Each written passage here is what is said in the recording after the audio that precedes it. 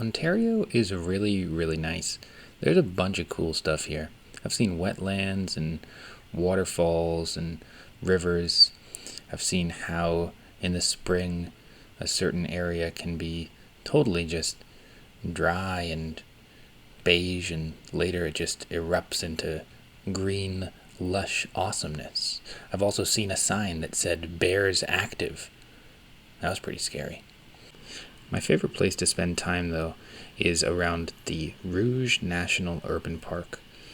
It's kind of scattered through Markham, Pickering, and Scarborough, but this park is huge, and it's pretty special. First of all, it is home to over 1,700 different species of plants, animals, and fungi. There are 40 different types of mammals, 21 different types of reptiles and amphibians, and also the trees in this area are pretty special too. It's a type of forest called a Carolinian forest. And this forest type is very rare in Canada.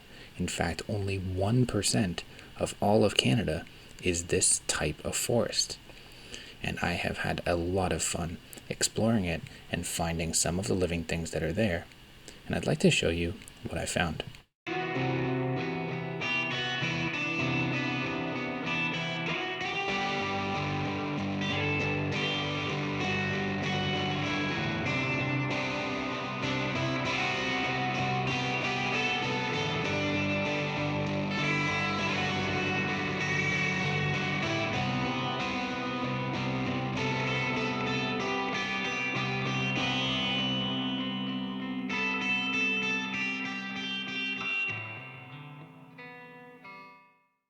This is a common snapping turtle, Calidra serpentina, and this thing occurs in most freshwater habitats in southern Ontario.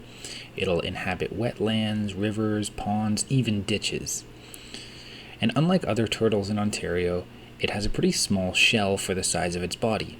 So when it's scared, it doesn't go into its shell and hide. Instead, it starts snapping. And it'll snap, snap, snap repeatedly until something is scared away.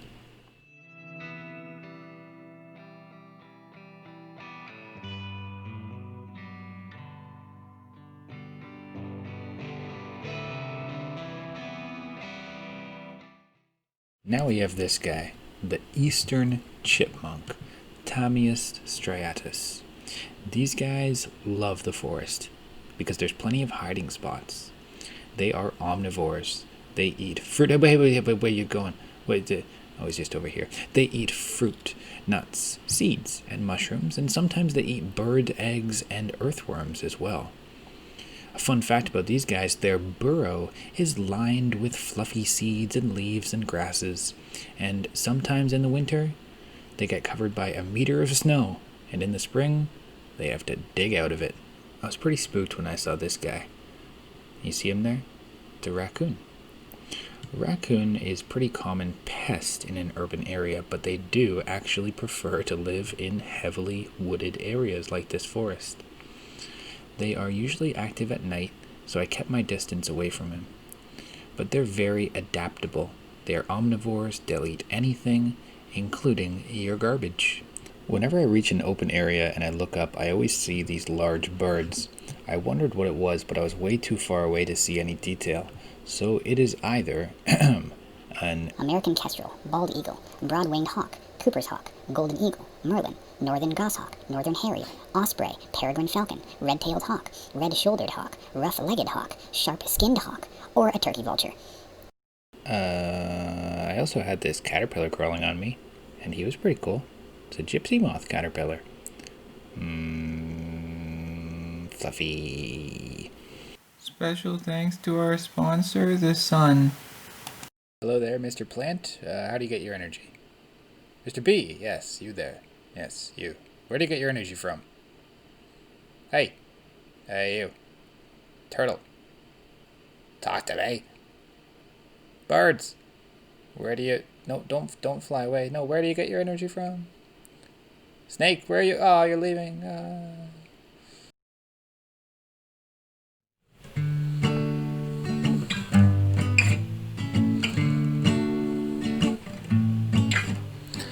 Energy comes from sun. Yep, energy comes from the sun. Hello, I'm a plant. The sun makes me grow, and that's a fact. Hello, I'm a bee. I eat from the plant to get energy. Hello, I'm a bird. I eat the bee and sometimes worms, but I know that energy comes from the sun. Yep, energy comes from the sun. Hello, I'm a slightly larger bird. I eat the bird because it looks tasty. Oh no, it's starting to chase me. Hello, I'm a slightly larger bird. I eat that slightly larger bird because it looks so tasty. That's right. But I know my energy comes from the sun. Yeah, it definitely starts with the sun. When I'm eating a hot dog bun, yeah, the energy comes from the sun.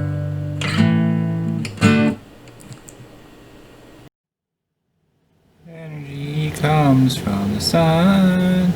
Whoop-a-doo-doo-doo. This next guy I found right around here. A little bit off the path, close to the river. Let me just tell you, I was so excited when I saw these two lumpy dudes coming over a hill in the river. They were absolutely terrible at walking, but it's because they're highly adapted to swimming. Those are, of course, beavers, also known as Castor canadensis. They are the second largest rodent in the world, making them a mammal, of course, and they are herbivores. These guys have constantly growing teeth, so they have to always be munching on wood to keep their teeth short. They have a very good sense of hearing and smell and touch, and they cannot see very well at all, but that's okay. Their lodging here, their home, this beaver dam, has something that's actually called a lodge inside of it. And in that lodge, you might expect to find up to 4 adult beavers and 6 to 8 young beavers. These things are huge. They can be around 3 feet long and have been known to weigh up to 55 pounds. They can also live for up to 24 years in the wild. They are monsters, and they are Canada's national animal, and I'll tell you, they're super cool. I was so fortunate to find these guys in the wild, in their natural habitat, and this is part of the reason why I'm making this video, because it's so cool that you can just go out and find these things not far from where we live. There used to be tons of them in North America, but they were hunted to almost extinction. They were hunted for their fur, as well as a gland in their body that can be used for medicine. Today, their population is not at risk, and there are estimated to be about 6 million beavers in Canada. It's great news for people like us who have a chance to go out and spot them in their natural habitat.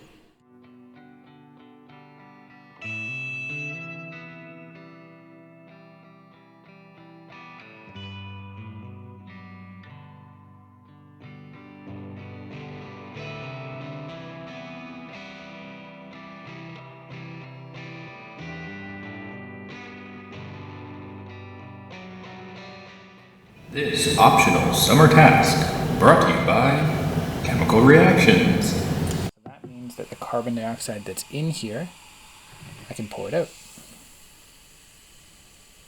I didn't pour any liquid, but still, there was definitely something in there. Bibbidi-doo-ba-doo-doo-ba-doo-boo.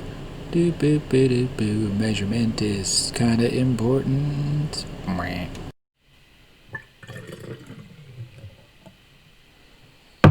Boop. And this is it.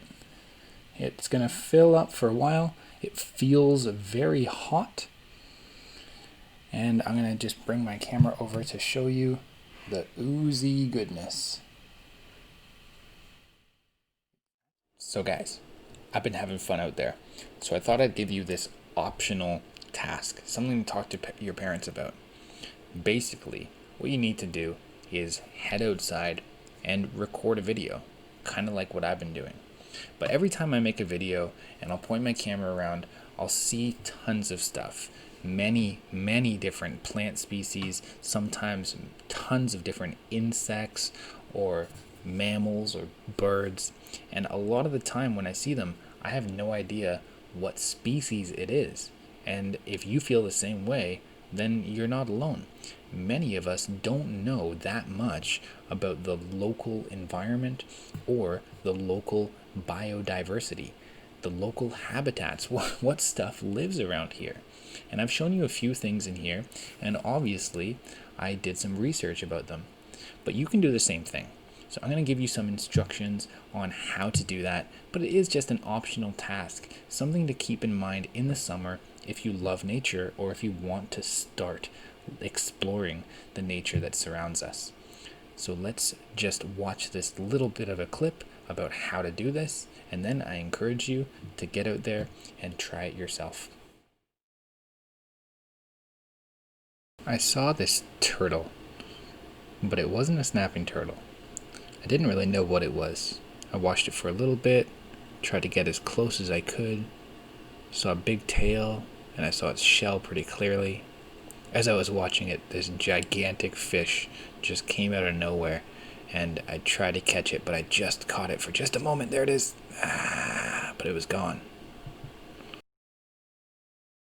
Remember that I said that there are 1,700 different species of things in the Rouge Urban National Park, and there are tons of things living in Markham as well. In order to get a good idea of what lives around here, the best thing I can recommend is a website called iNaturalist. On this website, you can search for a specific area and a specific type of species and see if that species has been spotted in that area. So if I search up Markham, it'll give me a box, and each of these little things shows that someone has made an observation of some type of plant or animal. There are 17,000 of them, and that number is too big, and there are 2,700 species, and that number is too big, so we should type in what we're looking for. I was looking for a turtle.